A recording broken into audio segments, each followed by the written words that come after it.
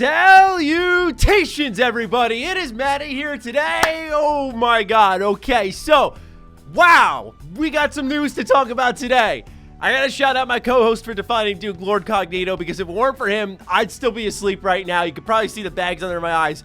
I'm tired. He called me at 9. I'm like, yo, what does anyone want from me at this time of the morning? And I pick it up and he's like, bro, you know I don't call, so something big has happened. I'm like, oh god, what happened? Like, is everything okay? And he's like, Xbox just bought Activision Blizzard. There are so many emotions right now going through me, because if we're talking on a game front, Activision has some pretty good IP, right? Crash, Tony Hawk, Spyro, Call of Duty if it goes back to basics, just to name a few. But on the other hand, I've been dookie on this company for years. Before it was even a popular thing to do. You can check the video catalog. I have hated Activision for so long. When I saw this, you want to say out of left field? I think for all of us, we can't even pretend we expected this one. The names on the board were Ubisoft, Take-Two even. We talked about Warner Bros. Games being a realistic one with the kids catalog, with, I'd say, Lego games, the Batman games. There's Mad Max in there. There's Mortal Kombat, so you can get a fighting game fix for your fans. Like, there were so many other acquisitions that made much more sense. Sega to fix your Japanese games issue here on Xbox. So many different ones made sense. And out of nowhere, we get a $70 billion almost acquisition of Activision by Xbox. Absolutely insane. So we're going to run down the official press release from Bill Spencer on Xbox Wire, and then we're just going to sit here and have a nice long talk about what all this means for Xbox. So let's get reading. Welcoming the incredible teams and legendary franchises of Activision Blizzard to Microsoft Gaming. As a team, we are on a mission to extend the joy and community of gaming to everyone on the planet.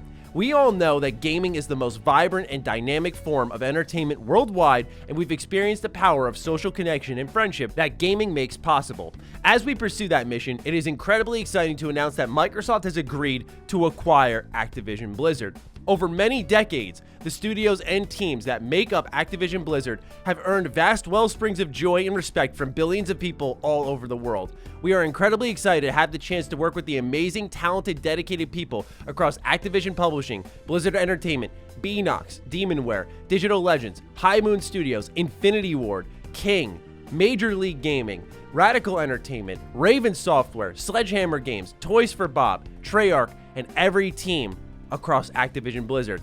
Until this transaction closes, Activision Blizzard and Microsoft Gaming will continue to operate independently. Once the deal is complete, the Activision Blizzard business will report to me as CEO, Microsoft Gaming. Upon close, we will offer as many Activision Blizzard games as we can within Xbox Game Pass and PC Game Pass, both new titles and games from Activision Blizzard's incredible catalog. We also announced today that Game Pass now has more than 25 million subscribers. As always, we look forward to continuing to add more value and more great games to Game Pass.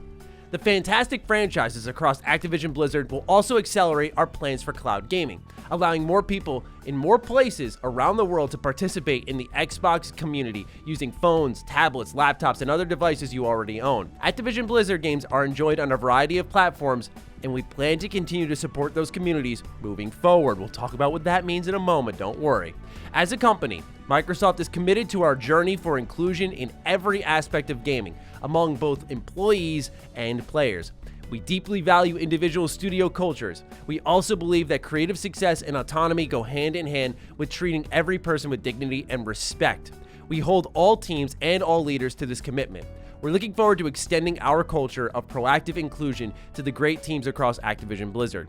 Around the world, there is no more exciting venue for fun and connection than video games, and there has never been a better time to play than right now. As we extend the joy and community of gaming to everyone, we look forward to welcoming all of our friends at Activision Blizzard to Microsoft Gaming. A lot to unpack here. Where do we begin? I want to start off with the plethora of studios that are now beneath the Xbox banner. We look at that list of names again. Beanox, Blizzard Entertainment, Activision Publishing, Demonware, Digital Legends, High Moon Studios, Infinity Ward, Treyarch, Toys for Bob, Sledgehammer, Ravensoft, etc., etc. You look at these names, and I think to myself, does Xbox finally have a studio that can handle remasters, a studio that can handle remakes, a studio that can handle ports? Do they finally have the support studios required to make these things happen? Do we finally have the ability to cross over all these IP? Because it's now not just Xbox and Bethesda, but Activision in there. There's a lot of intermingling that can occur between all of these companies now that they're under the same umbrella. There's a lot here to process and a lot to sift out, so I'm very excited to see on that front what changes. Of course, I also believe in the second chance a lot of these studios can get. Raven Software, top of the list for me personally. They've not only, in my opinion, made one of the best Call of Duty campaigns in recent memory, but they made Singularity. They're responsible for some games in my childhood, X-Men Legends, Marvel Ultimate Alliance. They were leaders on that. They are incredible developers, and they've been delegated to the Call of Duty annual cycle. Speaking of which, with this new influx of cash into Activision, with this new leadership coming in, and now they're working for Xbox, does Call of Duty need to be annualized now? What changes with that? Again, a lot of question marks. I'd argue even more than Bethesda when they were acquired, because their games are more spread out, interspersed. When it comes to Activision, a lot of these are annualized. A lot of these are out constantly, and some of their franchises that they are acquiring that are mentioned here are pretty dead for the most part. I think of Tony Hawk. I think of Spyro, where you look at Spyro getting the Reignite trilogy, but no new entries. You look at Tony Hawk, which had the bust known as Tony Hawk 5. It got the remaster 1 and 2, and then they sent the studio who was working on Tony Hawk to go ahead and start helping with Warzone. So does Xbox undo that now that they own them? There's a lot of potential for good Activision IP to now be treated with true respect. This will be probably more than Bethesda, because I felt like for the most part, they just need an influx of cash to go back to their old ways. Activision is 100,000% Xbox's biggest test, and this is a prove-it moment for them. To not only reverse the studio culture that's there, but it's also a prove-it moment to say that we can get involved, we can unearth these dead IP, and we can make them better than they were before when we were not working with you. And with how long games take to make and how much potential is here, a lot of this is going to take years and years to unearth. One other important aspect we definitely need to discuss is the current status of Activision, okay? We'd be all foolish to ignore it and just get hyped for Activision joining Xbox if we did not confront the very notion that Activision is a poorly run company and is toxic to work for. Again, this will be Xbox's biggest test to reverse that. That's why Phil says until the transaction closes, Activision and Microsoft will continue to operate independently. Once the deal is complete, Activision Blizzard's business will report to me as CEO Microsoft Gaming. So Phil is saying once the deal is done, you're coming to me, and Bobby is getting pushed out the door. But again, we just can't ignore the fact that this is a poorly run company in a lot of ways. It's very lucrative, but it's come at the cost of a lot of people. And again, this will be very interesting to see how Xbox handles this. It's kind of the elephant in the room, if you will. There's a lot of hype around the game, the IP, Game Pass potential, exclusive potential. We'll talk about that in a moment. But we cannot ignore that this has been a really bad year and change for Activision. And now Xbox comes in after saying, yeah, we're actually changing our relationship with them. You don't say. Things have really changed between you two, huh? You own them now. So I'm very, very interested to see how Xbox wrangles this beast here. Again, time will have to tell them that. What we won't have to wait for is what's going to happen to the video games. When Xbox acquired Bethesda, there was a big question mark. Are these games going to be exclusive? What's going to happen with Game Pass? We were new to this whole thing. We've been through this before. Let's not run down the same road again, but I can already feel it coming. I've seen my Twitter mentions. I've seen the timeline. The denial is seeping in, and I get it because Activision reaches much further for a lot of people than I'd say Bethesda. This sucks for a lot of people, and I understand that. It's not like I'm sitting here rooting for it, but I've also kind of accepted the reality that these companies are making a lot of purchases. PlayStation made a ton last year. Xbox has made their first one since Bethesda. It's a bombshell of an announcement, but we've been here before. Xbox is going to take the majority of the Activision catalog, and it's coming to Game Pass, right? We know that is already going to happen. It's been confirmed as much here upon the closure of the deal. We're going to see what happened with Bethesda, right? Hey, here's all these Activision games. Here they come. What I'm also interested to see what happens is with exclusivity. Again, as I mentioned earlier, we're talking about IP from Activision that reach much further than Bethesda's. As much as my heart loves Fallout, I love Elder Scrolls, I love Doom, Wolfenstein, I love Dishonored, I love Prey.